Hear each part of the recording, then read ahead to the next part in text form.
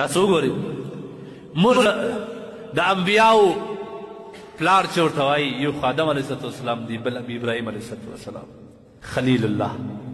دا ډېر ستر نبي تېر شوی دې خپل زندګي ډېر زیات د الله په امتحاناتو کې تېره کړې ده یو امتحان یې دا و چې اول لوارې مقابله د خپل د اکا رضا منځ سره راغله د پلار سره راغله بیا د هغه اور نه الله مو حفاظت کوي بیا یې په دا خپل کلي کې دعوت کاوی ډېر وخت تېر سو دې کسانو ایمان نه راوړي ابراهیم علیه السلام ډېر زیات ناامیده سو وویل قال انی ذاهب الی ربی سیهدین اوس نو غواړم چې زه د دې ملک نه ځان وباسم ابراهیم علیه السلام چې کله د حضرت لوط علیه السلام یوازې لوط علیه السلام ایمان راوړی بس بل چا نه راوړی دی او د ده بیبي ساره رضی الله تعالی عنها او ابراهیم علیه السلام دا درې د شام نه ووتل د خپلې علاقې نه ووتل د شام په لور روان سو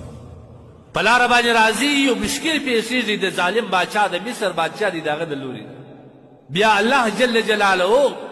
د هغه مشکل نه دی خلاصوي ابراهیم علیه السلام دی ساره رضی الله تعالی عنها لوط علیه السلام دی ساره رضی الله عنها ته هغه جابر ظالم باچا یو نجلۍ ورکوي چې دا ستا به خدمت کوي هاجره یې نوم ده منځ ورکوي بیبي هاجره په لاره کې چې کوم وخت دی روان دی حضرت ساره رضی الله تعالی عنها ابراهیم علیه السلام ته ولید سره نکاح وکړه دا وخت کې د ابراهیم علیه السلام عمر ډېر کلان عمر دی ضعیفه دی سپین ږیری دی خو اولاد نه لري نر اولاد نه لري الله جل جلاله د دغه هاجرې رضی الله تعالی عنها د بطن څخه د نس څخه د یو ښایسته ماشوم خوشخبري وکړي فبشرناه بغلام حلیم الله وایي موږ دې ته خوشخبري ورکړه د یو ښایسته بردباره هلک هغه هلک بیا پیدا کیږي اسماعیل علیه السلام پیدا کیږي کله چې اسماعیل علیه السلام دا ځای ته ورسېدی چې د پلار سره روان سي لکه راځي چې اتو نو کال ته ورسي د پلار سره روان قرآن کې فرمایي الله تبارک وتعالی فلما بلغ معه السعي کله چې دونه هغه ټوکی سو ګوره یو خو دا ډېر ټول عمر یې بیا اولاده تېر کړي هغه بیا اولاده کس ته د دې اولادو قدرمن نیسي ټول عمر یې بیا اولاده تېر کړي په آخر د وخت کې الله جل جلاله اولاد ورکړي اولاد چې بیا راغټ سي د بابا تمه ورته پیدا سي چې دا به زما د خیر په کارو کې بیا زما خلیفه وي او زما سره به ښه ګزاره کوي او دا به کوي زما به وسا کوي نو بیا دغه اولاد چې دا ځای ته راورسېدي ابراهیم علیه السلام خوب ویني چاړه یې په لاس کې د خپل زوی حلالوي یوه ورځ دا خوب سو بله ورځ دا خوب سو درېیمه ورځ بیا دا خوب سو دی خپل بچي یا بنیه انی ارا فی المنام ان اذبحک زه تا په خوب کې وینم چې تا زه حلالوم فانظر ماذا ترى ته ستا څه رایه ده ته څه رایه لرې په دې کې ګورې که موږ تاسو یو خو نبي دی د الله تبارک وتعالی د حقیقي محبت باندې پوه دی که ما او تاسو په دې کې دغه خپلې رایې تلاشو چې دا خوب دی کیدای شي په بله خوا باندې بله معنی کېږي په خوب حکم نه ثابتېږي بیا نو خاص کر چې دی سپین ږیري چې هغه یې په ټول عمر نه اولاد نه یې او بیا الله تبارک وتعالی په آخر د عمر کې اولاد ورکړي نو دا خو بیا بیخي لارې تلاشي چې دا خو نو کیدای شي خوب وي دا به یا دا وي یا به دا وي ابراهیم علیه السلام چون چرانه کوي دا بچی الله تبارک وتعالی عجب بچی جوړ کړي قال یا ابتی افعل ما تؤمر ای زما پلاره هغه الله چې تا ته حکم په خوب کې کړی دی هغه وکړه فلما اسلم دا ځای ته راکړم فلما اسلم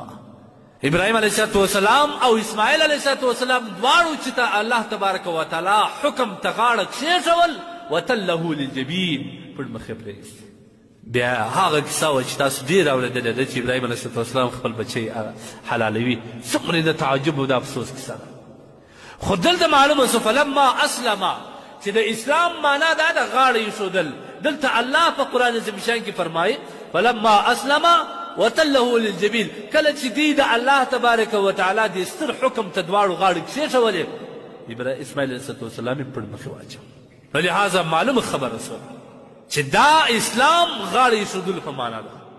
او د الله حکم بې چون و چرا منل په دې کې هېڅ چون چرا نه کول دې ته اسلام وایي نن ما ورته دین اسلام پېژنو نه چې کوم شی مې د ګټي یعنی دا کسان کله کله ماته پوښتنه کوي زه ډېر ورته په تعجب کې شم چې وایي فلانکی کار مفتي صاحب څنګه دی ورته هم نه دي ښه وایي څنګه نه دي ښه ګناه لري که د هغې مکروه دي العیاذ بالله یعنی مطلب دا که چیرې دی لږه ګناه یې کم وه دا کار زه کوم او ګناه پر ځان باندې وړم ډېر کسان دا پوښتنې کوي بل ورځ ځوان ما ته وایي مفتي صاحب دا چکه څنګه ده زه ورته هم نه ده ښه وایي څنګه نه ده ښه یعنی حرامه ده زه ورته یا حرامه نه ده نو څنګه ده نو زه هم ګناه لري او دغه رقم عبث دی په اسلام کې هر عبث کار چې کوم دی هغه جایز نه دی باید سره ځان وساتي او دا ما ورته ما الله یوازې بل مسلمانان په اخته دي کفار دومره ټیم نه لري هغه به په ژوند نه ووینې الا ماشاءالله په هر چا کې غوسته هغه به په خپل کار باندې اخته وي ګورې دوی دومرې لارې تلاشي ځان لره دا نه وایي چې د الله حکم دی د اسلام حکم دی دا باید موږ بغیر د چلو چرا قبول څه چلو چرا پکې کوم چې دا به حکم یا دا به پرېږدم یا دا به نو د الله حکم بغیر د چلو چرا تسلیمول که هر چا د الله په حکم کې چون او چرا وکړل او دغه بیکار عقل یې د الله په حکم کې وچلوي هغه تباه سو د دې تباهي به زه دروښم موږ تاسو وینو زموږ ازلي دښمن شیطان دی دا شیطان زموږ دښمني څه وخت شروع کړه کله چې الله جل جلاله آدم علیه السلام پیدا کړي آدم علیه السلام ته یو څو نومونه وروښول آدم علیه السلام ته ول دا نومونه فرشتو ته وښیي آدم علیه السلام ټول نومونه وښول الله جل جلاله فرشتو ته ویل اوس نو آدم علیه السلام ته سجده وکړه خو د الله حکم دی ټول فرشتې سر په سجده سوه یو شیطان خپل عقل وچلو ول ای لا نو دا زه څنګه سجده ورته وکړم زه خو د اور نه پیدا یم اور لوړ غورځي دی د بدبویه مردارې خټې نه پیدا دی هغه خو زه پر لوړ یم نو زه څنګه درته سجده وکړم ګورې عقل یې وته الله تبارک وتعالی د خپل دربار وشلی او دا یې وویله چې جهنم به ستا ځای وي که نه ځه زما د درباره ووځه هلته چې ادم رالی شیطان د الله د درباره ولاړی شیطان هلته عداوت دا وعده وکړه چې د آینده دپاره به زه تو سره ګور بني ادم بیا او تاسو سره ګور چې زه تا جهنم ته اسوم که نه اسوم زما سره د یو ځای په جهنم کې ږدم که دې نه ږدم الله تبارک وتعالی وایي ورشه که زما بندګان و هغه ستا پر لار نه ځي که ستا بندګان و ورشه کشه کړي بیا ما ورته وویل د چا بندګان د رحمان بندګان یو که د شیطان بندګان د خپل فکر ځان سره سوچ وکړي عقل کې وګورئ د خپل ګریوان کې وګورئ چې د چا بندګي مو شروع کړې ده د الله بندګي ده که د شیطان بندګي ده د رحمان بندګي ده که د شیطان بندګي شروع ده شیطان غالبه دی شیطان ته موږ د دوست په نظر ګورو حال دا دی دا ازلي دشمن دی ما اوس ورته ویل الله وایي انه لکم عدو مبین دا خطرناکه ظاهر ښکاره دشمن دی ستاسو ځان ځنې وساتئ د مفتي رفیع الله وصال صاحب د نشراتو څخه منتخبي اصلاحي ویناوې